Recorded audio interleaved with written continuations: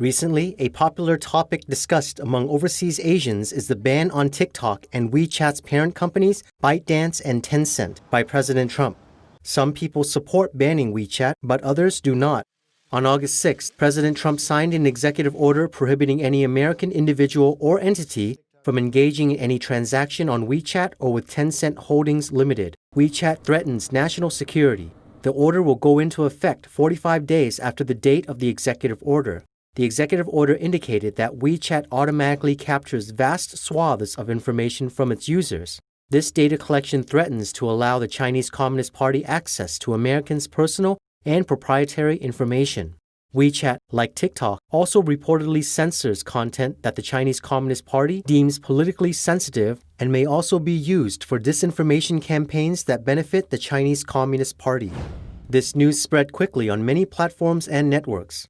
Many people applauded the decision and supported President Trump by saying WeChat is the largest brainwashing tool in the world, and if the Chinese people think about the reason why they have only WeChat to use, then maybe they will understand. It is timely that the U.S. did this. However, some have created a petition on the White House website to oppose banning WeChat. The reason for the petition is that it will severely affect nearly 5 million Asian Americans in the U.S.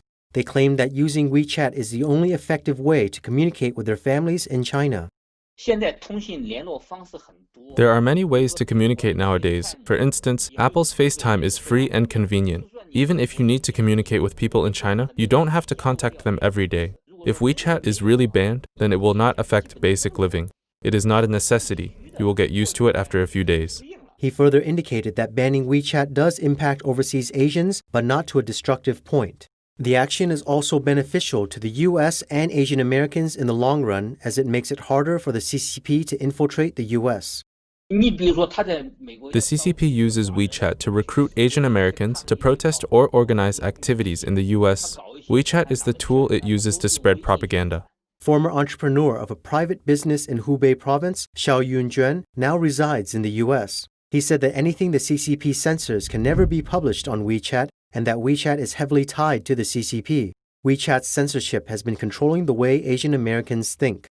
The earlier WeChat is banned, the earlier this information can be cut off. If the Chinese people visit Twitter and YouTube, they will be exposed to truthful information.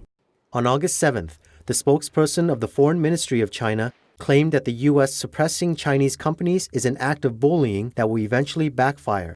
Jin Shouhong, an Asian American, indicated that the people inside mainland China are not even allowed to use apps or internet services provided by other countries.